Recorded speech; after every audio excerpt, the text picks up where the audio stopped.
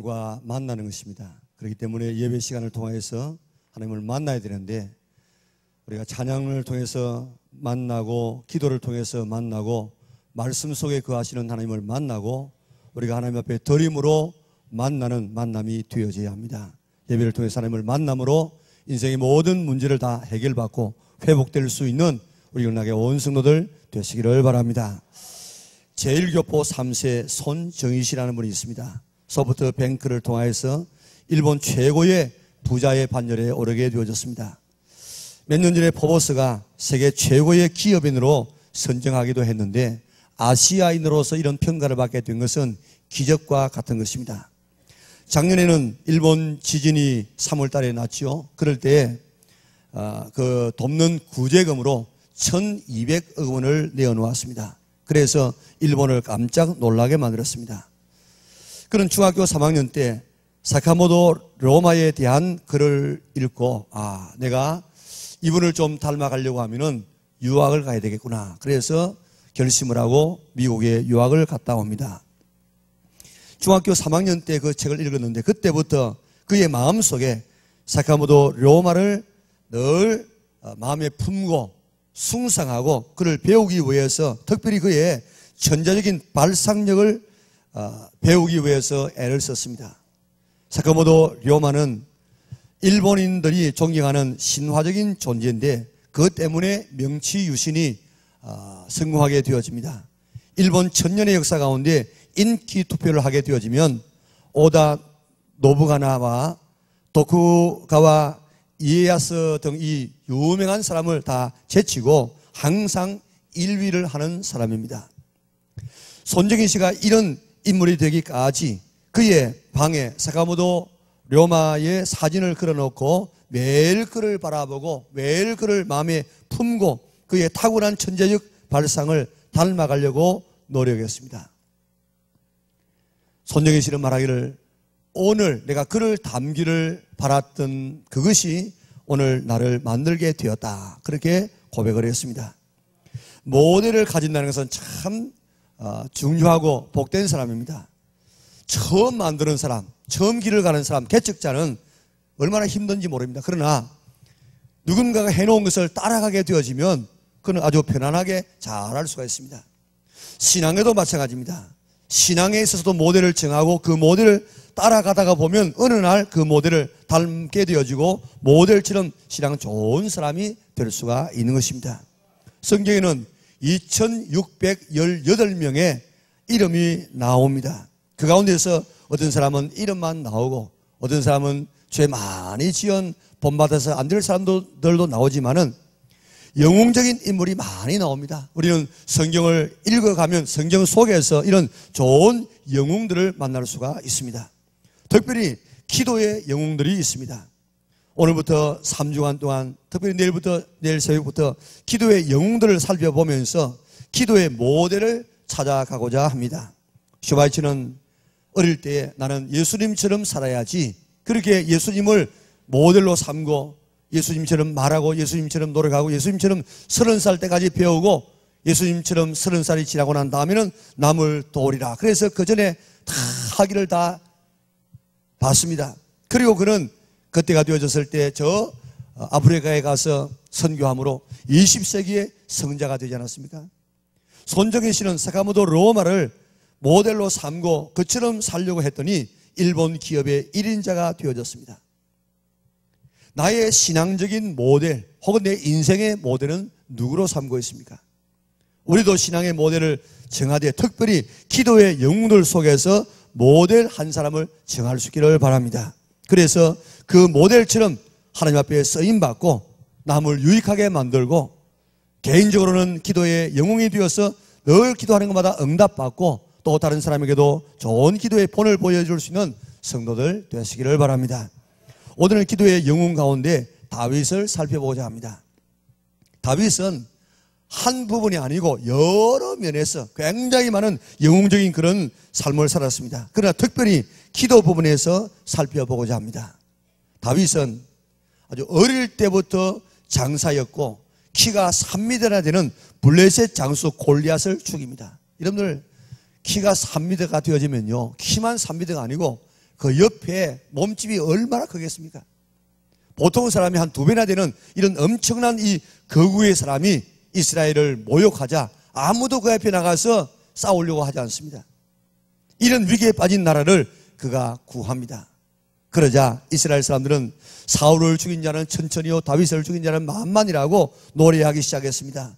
이렇게 다윗의 인기가 올라가자 당시 왕이었던 사울은 다윗을 죽이기 전에는 내 왕권과 내 아들의 왕권이 위태롭겠다. 그래서 어떻게든지 다윗을 죽이기 위해서 애를 씁니다. 때로는 딸을 주어가지고 사위를 삼아가지고 죽이려고 하기도 하고, 아들을 통해서 다윗을 초청해서 이제 죽이려고도 하기도 하고, 왕궁에 불러온 그를 창을 던져가지고 이 벽에다가 꽂아서 죽이려고 창을 2번이나 던지기도 했습니다.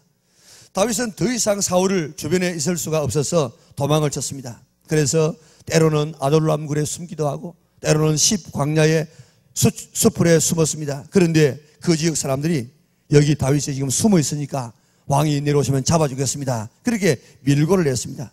그래서 사울이 군사를 끌고 내려왔습니다. 그 십 광야 중에 산이 하나 있는데 그 산을 중심으로 해서 돌고 돕니다. 예를 들어 말하면 여기 다윗이라고 하면 사울이 그 다윗을 쫓기 위해서 이렇게 산을 돌아갑니다. 그러면 다윗은 또 이렇게 옆으로 돌아갑니다. 그래가지고 돌고 돌다가 이제는 잡힐 쯤 되어졌습니다.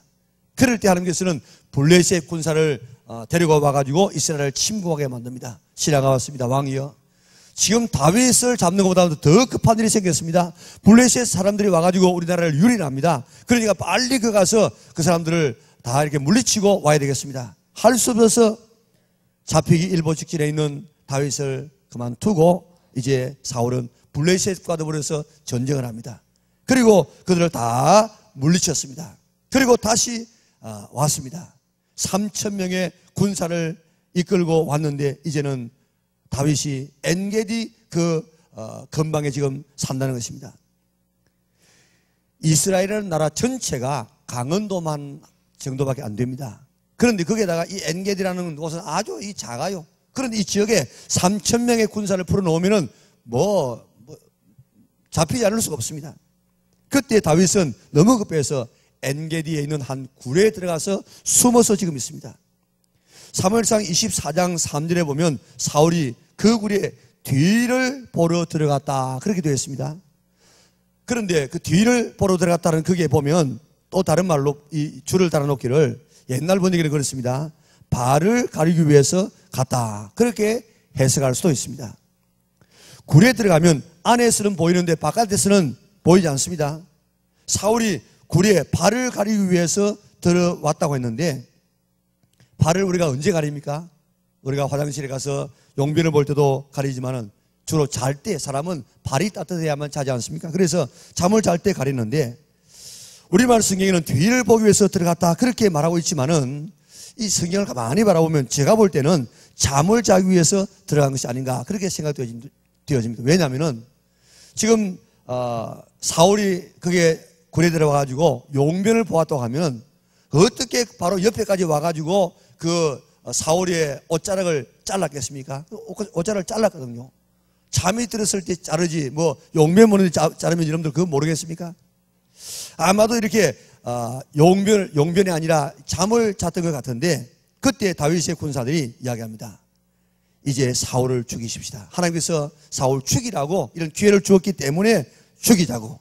그러지만은 이 다윗은 하나님께서 기름 부어 세운 사람을 손대지 말라고 했기 때문에 죽일 수 없다. 그리고 죽일 수 있지만은 죽이지 않았다는 증거를 얻기 위해서 옷자락을 칼로 베었습니다.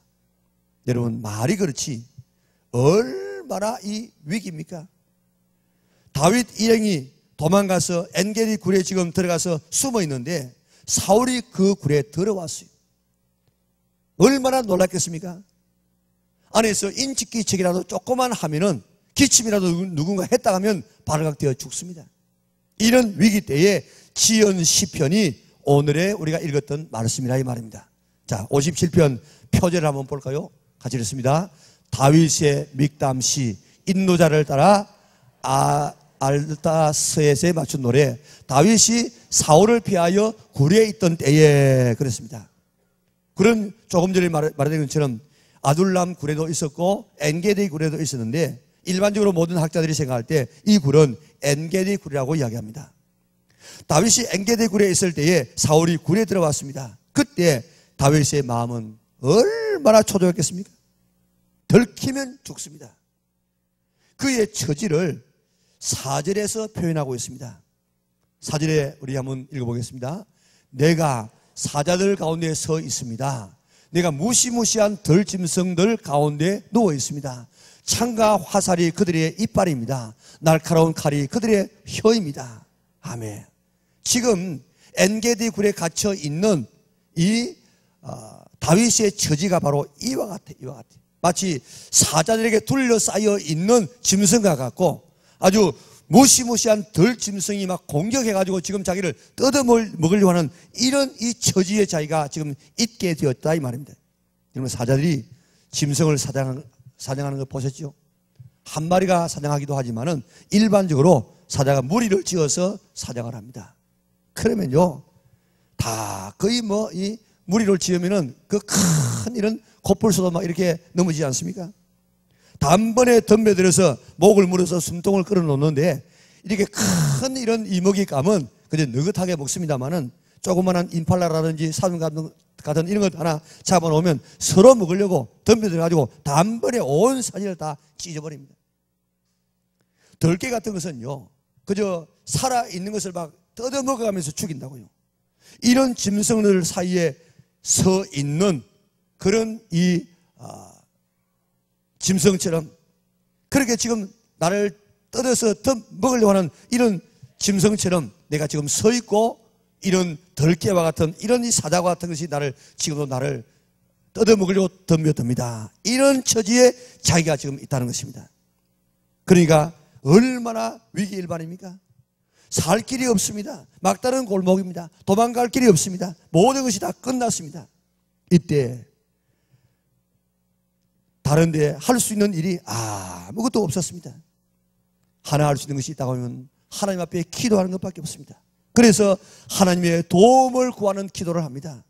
그 기도가 1절, 2절입니다. 같이 한번 읽어보겠습니다. 하나님이여 내게 은혜를 베푸소서. 내게 은혜를 베푸소서. 내 영혼이 주께로 피하되 주의 날개 그늘 아래에서 이 재앙이 지나가기까지 피하리이다. 내가 지존하신 하나님께 부르짖음이여 곧 나를 위하여 모든 것을 이루시는 하나님께로다. 아멘.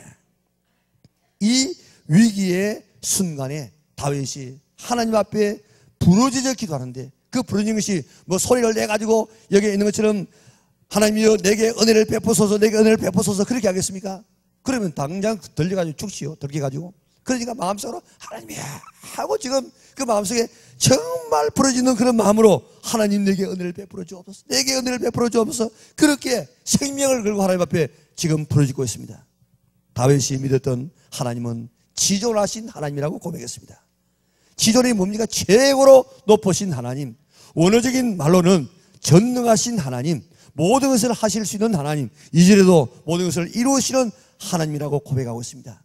그 하나님만이 내 문제를 해결할 수 있고 이 위기를 넘길 수 있기 때문에 그 하나님 앞에 기도하고 있습니다. 어떻게 해요? 하나님이여 내게 은혜를 베푸소서, 내게 은혜를 베푸소서. 옛날 번역에는 하나님이 나를 긍휼히 여기소서, 나를 긍휼히 여기소서. 그를 좀 쉽게 말하면 하나님이 나를 불쌍히 여기소서, 나를 불쌍히 여기소서. 도저히 나는 지금 살 길이 없습니다. 하나님의 은혜가 없으면 사울에게 나는 발견되어져서 죽을 수밖에 없게 되어졌습니다. 살 길이 없습니다. 하나님의 은혜만이 내가 살 수 있습니다. 하나님 은혜를 나에게 베풀어 주옵소서, 나에게 긍휼을 베풀어 주옵소서, 나를 불쌍히 여겨 주옵소서. 그런 소리칠 수 없지만 가슴 쏘는 하나님 앞에 그렇게 기도하고 있습니다. 하나님께서 다윗의 기도를 들으시고 사울이 잠만 자고 나갔든지 용변만 보고 나갔든지 하여튼 그 굴을 빠져나갑니다. 그 위기를 모면했습니다. 그때 다윗이 결심합니다. 어떻게 결심했습니까? 7절 8절입니다. 같이 읽겠습니다. 하나님이여 내 마음이 확정되었고 내 마음이 확정되었사오니 내가 노래하고 내가 찬송하리다. 아멘. 그 뒤에도 내 영광아 깰지어다, 비파야 수금아 깰지어다, 내가 새벽을 깨우리로다. 아멘. 다윗은 내 마음이 확정되고 확정되었다고 했습니다. 확정이 뭡니까? 확고하게 정해서 더 돌이킬 수 없는, 변할 수 없는 그런 결정을 했다는 것입니다. 뭐 하기로요? 노래하고 찬송하기로 확실하게 결정했다는 것입니다. 언제 노래하고 찬송하기로 그렇게 확정했습니까? 새벽에. 8절에 보면 내 영광아 깰지어다 라고 했는데, 내 영광이라는 이 원어에는 영광도 되지만은 내 영혼도 되어집니다. 그렇기 때문에 영혼이 더 맞아요. 다른 번역에는 다 영혼이라고 번역되어 있습니다. 그래서 내 영혼아 깰지어다. 잠들면 안 돼. 하나님 앞에 찬송을 잠들면 안 돼. 기도를 잠들면 안 돼. 그래서 내 영혼아 깰지어다. 잠들지 말아라. 자기 영혼을 흔들어서 깨웁니다. 자기뿐만 아니라 비파와 수금도 깨어서 새벽에 찬양하기로 마음에 굳게 결정을 했다는 것입니다. 본래 새벽이 사람을 깨우지 않습니까? 그러나 다윗은 기도하여 응답받은 것이 너무너무 감사했어. 죽을 나를 살리신 하나님의 은혜가 너무너무 감사해서 내가 기도로 새벽을 깨울 뿐만 아니라 특별히 감사와 찬송으로 새벽을 깨우겠다고 자기의 결심을 말하고 있습니다. 하나님께 기도하고 찬양으로 새벽을 깨우는 것이 다윗의 기도의 특징이었습니다. 빌리그레 목사님은 우리나라에 와서 이런 말을 했습니다. 내가 세계를 순회하면서 캐나다를 간 적이 있는데 아침에 숲속에 새들이 지저귀는 소리에 잠을 깼다. 그래서 참 캐나다는 아름다운 자연의 나라구나 하는 것을 알았다. 나는 그때 일본에 갔다. 공장의 요란한 엔진 소리와 출근을 알리는 사이렌 소리에 아침을 깼다. 일본은 경제 대국이요 발전하는 나라요 참 건면한 나라구나 하는 것을 알았다. 나는 그리 동양의 작은 나라 한국에 왔다. 고요한 새벽 기도회를 알리는 교회의 차인벨 소리에 잠을 깼다. 그리고 나는 무릎을 꿇고 하나님 앞에 기도했다. 조용한 아침의 나라의 새벽 기도회는 20세기 인류에게 새벽을 알리는 소망의 나라임을 나는 확신하게 되었다. 1973년 5월 달에 우리나라에 와서 여의도 광장에서 120만 명의 사람들을 모아놓고 집회를 했던 이 빌리그레 목사님의 그런 고백입니다. 지금은 우리가 안면 방해니 인권이니 해가지고 그렇지 못하지만 옛날에는 그때만 해도 새벽에 교회당에서 새벽을 알리는 총을 쳤습니다. 그리고 차인벨을 울렸다고요. 교회 종소리나 차인벨이 새벽을 깨웠습니다. 그러면 성도들은 깨워서 다시 새벽 기도를 드림으로 새벽을 깨웠습니다. 40년 전에 한 그 말이 그대로 이루어졌습니다. 새벽마다 나라와 민족을 위해서 눈물로 기도한 성도들의 기도가 오늘의 대한민국을 만들었습니다. 다윗만 이런 위기에 처해졌습니까? 마치 사자에게 포위되어져서 마치 들깨에게 포위되어 있는 임팔라와 같이 그렇게 생명을 부지할 수 없는 막 뜯어먹으려고 달려드는 이런 이 짐승에게 포위되어 있는 내처럼 오늘 내가 이런 위기는 없습니까? 나름대로 이런 위기, 이런저런 어려움에 처해 있는 성도들이 있을 것입니다.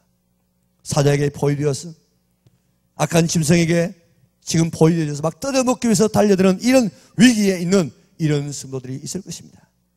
그러나 우리도 다윗처럼 하나님 앞에 기도하면 하나님은 지존하신 하나님이기 때문에 그 모든 환경을 변화시킬 수가 있습니다. 우리를 그 가운데서 건져낼 수가 있습니다. 위기를 모면할 수가 있습니다. 기도하면 됩니다.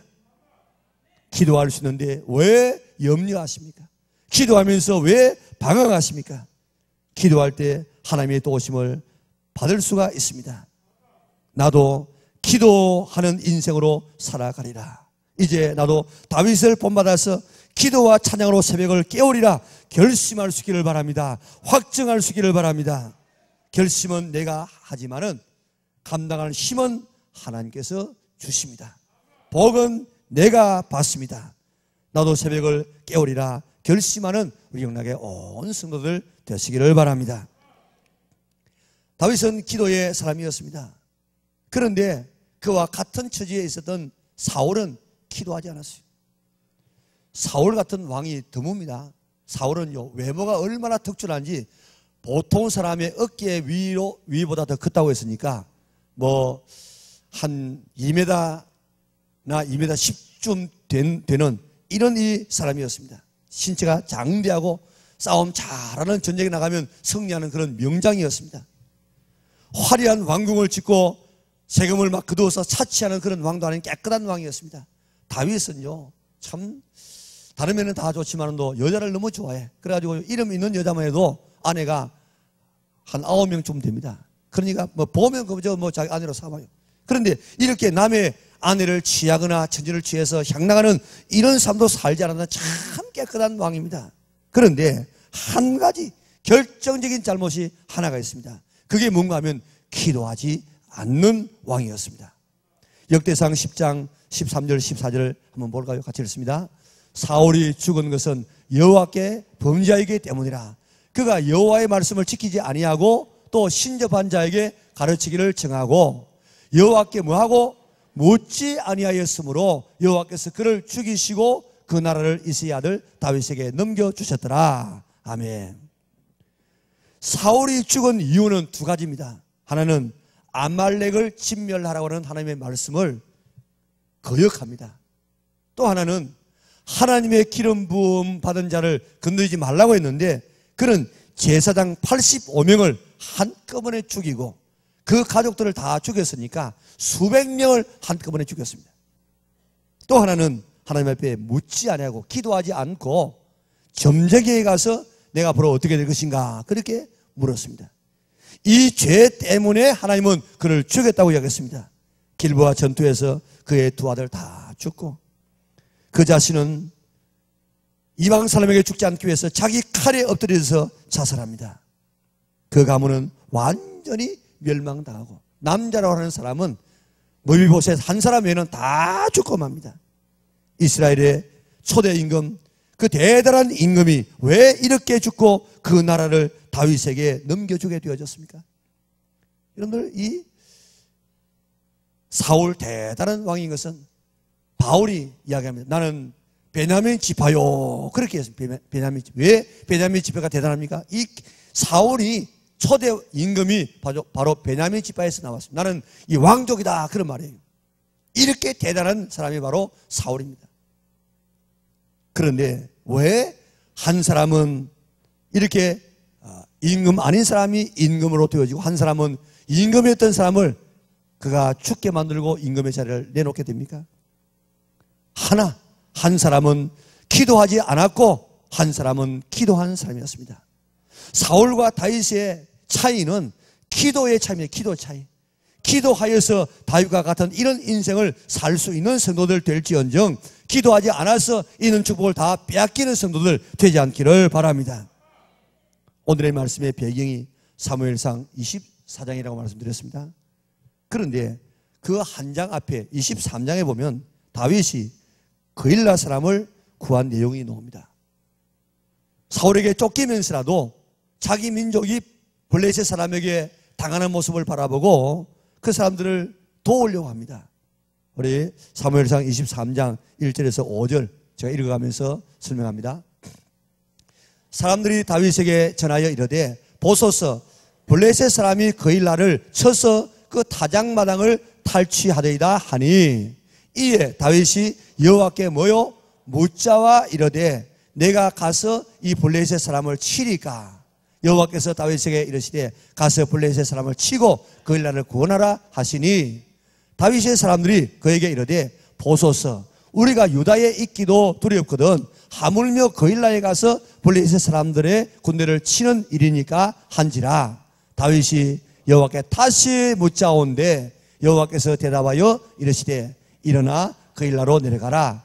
내가 블레셋 사람들을 내 손에 넘기리라 하신지라. 다윗과 그의 사람들이 그일라로 가서 블레셋 사람들과 싸워 그들을 크게 쳐서 죽이고 그들의 가축을 끌어오니라. 다윗이 이와 같이 그일라 주민을 구원하니라. 아멘. 그 바쁜 가운데서라도 자기 민족이 블레셋에게 유린당하니까 다윗이 하나님께 묻습니다. 하나님, 저 블레셋 사람 가서 칠까요? 그러니까 가서 치라고 이야기했습니다. 그래서 치려고 하니까 같이 있는 군사들이 이야기합니다. 왕이여, 무슨 그런 일을 합니까? 우리가 지금 예루살렘하고 지금 얼마 지금 떨어지지 않았는데 이러다가 우리가 블레셋 치다가 우리가 발견돼 가지고 사울에게 잡혀 죽습니다.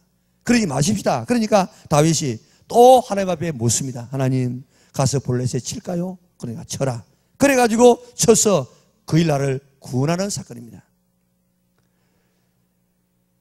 싸움 하나 하는 것도 그저 하는 것이 아니고 하나님 앞에 묻고 그런 실시한다고요. 자, 자기를 죽이려던 사울이 드디어 죽었습니다.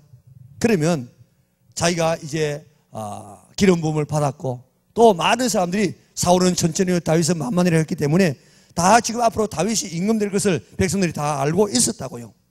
그러니까 내가 임금 되겠다. 그래가지고 올라가서 임금하면 다 기름 붓고 임금 삼아줘요. 그런데 사무엘하 2장 1절과 4절 한번 볼까요? 같이 읽습니다. 그 후에 다윗이 여호와께 여쭈어 아뢰되 내가 유다 한 성읍으로 올라가리까? 여호와께서 이르시되 올라가라. 다윗이 아뢰되 어디로 가리까? 이르시되 헤브론으로 갈지니라. 유다 사람들이 와서 거기서 다윗에게 기름을 부어 유다 족속의 왕으로 삼았더라. 어떤 사람이 다윗에게 말하여 이르되 사울을 장사한 사람은 길앗 야베스 사람들이니이다 하매. 아멘. 여기 보세요. 올라가면 될 것인데 묻고 올라갑니다. 또 올라가라면 또 올라가면 될 것 아닙니까? 그럼 어디로 올라갑니까? 이것까지 묻습니다. 그래서 유다 쪽으로 올라가라고 하니까 유다 사람이 임금을 삼았습니다.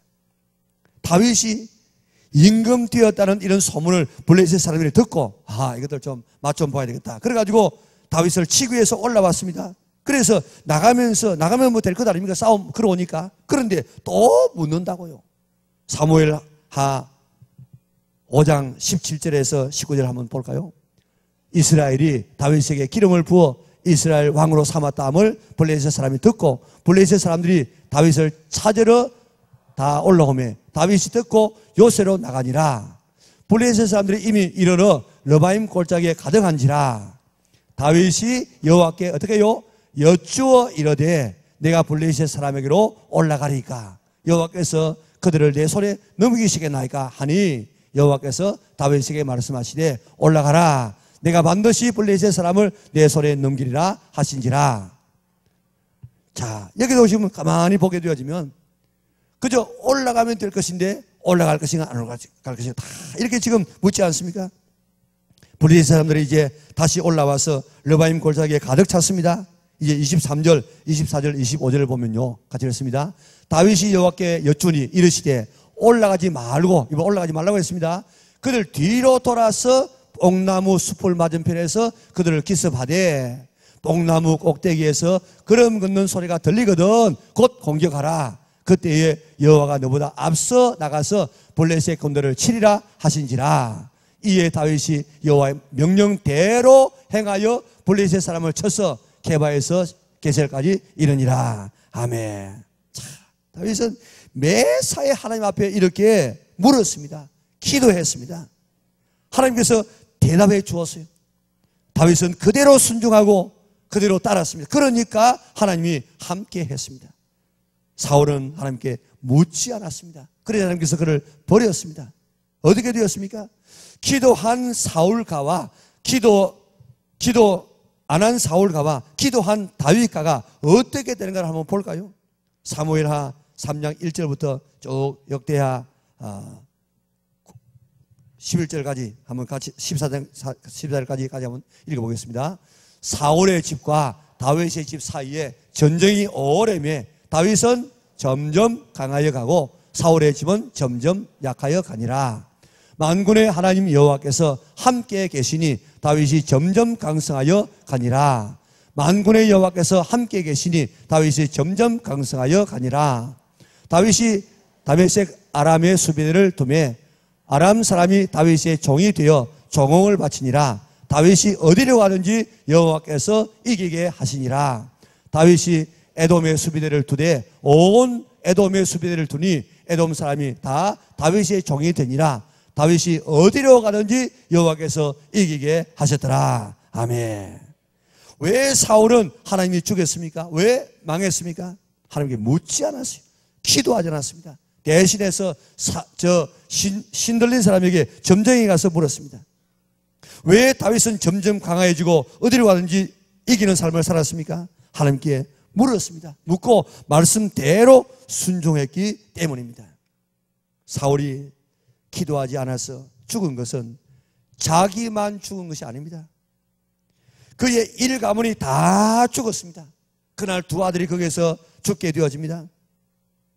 그리고 계속해서 다윗의 자녀들이 죽게 되어지는데 머비보셋이라는 아들 하나 외에는 모든 남자는 다 죽게 되어집니다. 다윗은 하나님께 묻고 살았습니다. 그러더니 하나님께서는 그에게 은혜를 더하여 주셔서 그의 가문이 계속해서 번성하고 그의 왕권이 끊어지지 아니하고 결국에는 그 왕권 속에서 예수님께서 탄생하게 되어집니다. 내가 기도하지 아니하면은 내 기도 안 한 것으로 끝나지 아니하고 기도하지 아니하고 점쟁이에서는 묻고 하나님 앞에 기도하지 않으면 이 사울과 같이 자기 자신뿐만 아니라 온 가문에게 이런 저주를 물려주는 사람이 되어진다 이 말입니다. 내가 기도하고 내가 생명 걸고 기도하고 새벽에 나와서 기도하게 되어지면 내 자신이 다윗처럼 복을 받는 것이 뿐만 아니고 오늘 다윗이 자녀들에게 축복을 물려줘 가지고 솔로몬 같은 사람은요 하나님께서 처음에는 좋은 왕이었는데 나중에는 나쁜 짓을 하니까 죽여버리고 싶었지만도 그러나 그 아들 그 아버지 다윗을 바라보고 살려주었다고요. 그 중간에도 못된 왕들이 많이 나왔지만은 다윗 때문에 기도하는 다윗 때문에 그 가문을 유지시켜 주었다고요. 오늘 내 한 사람이 기도하게 되어지면 내만 살 뿐만 아니라 오늘 내 자녀들에게 축복을 물려주는 사람이 될 수도 있고 내가 기도하지 아니하고 하나님 앞에 묻지 아니하면 내 자신만 안 되는 것이 아니라 내 자녀들에게도 이런 저주를 물려줄 수밖에 없는 사람이 그런 부모가 될 수 있다는 거예요. 어떻게 하겠습니까? 내가 정말 내 자녀들에게 나는 뭐 기도하지 않아서 그렇게 산다고 할지라도 내 자녀들에게 축복을 물려주기를 원합니까? 물려주지 않기를 원합니까? 오늘 다 축복을 물려줄 수 있는 부모들 될 수 있기를 바랍니다. 내가 기도하지 않아서 자녀들에게 이런 저주를 물려주지 아니할 수 있는 우리 영락의 온 성도들 될 수 있기를 바랍니다. 다윗처럼 기도할 수 있기를 바랍니다. 다윗은 밤을 새워가면서 회개하고 죄 지은 것을 자기의 눈물에 침상이 떨 만큼 기도했습니다. 새벽을 기도와 찬송으로 깨우겠다고 결심했습니다. 그대로 살았습니다. 그의 기도의 삶이 다윗을 만들었습니다. 하나님 마음에 합한 사람이 되었습니다. 그의 후손 속에서 메시아가 태어나게 되어졌습니다. 이제 우리도 기도의 영웅 다윗, 특별히 새벽을 기도로 깨우리라고 결심한 다윗을 본받을 수 있기를 바랍니다. 새벽이 나를 깨우는 것이 아니고 내가 새벽을 깨우리라고 결심하고 실천하시기 바랍니다. 새벽의 기도가 여러분과 가정과 자녀를 축복의 길로 성공의 길로 형통의 길로 인도하는 사실을 잊지 않기를 바랍니다. 기도 많이 한 그 후손들 다 복을 받습니다. 왜 새벽에 기도해야 합니까? 하나님의 약속이 있습니다. 새벽에 기도하면 이렇게 내가 너의 기도를 들어줄 거다 약속했습니다. 우리 쭉 한번 시편에 있는 말씀 한번 볼까요? 같이 읽겠습니다. 여호와여 아침에 주께서 나의 소리를 들으시리니 아침에 내가 주께 기도하고 바라리이다. 하나님이 그 성중에 계심에 성이 흔들리지 아니할 것이라. 새벽에 하나님이 도우시리로다. 여호와여 오직 내가 주께 부르짖어 싸우니 아침에 나의 기도가 주의 앞에 이르리이다.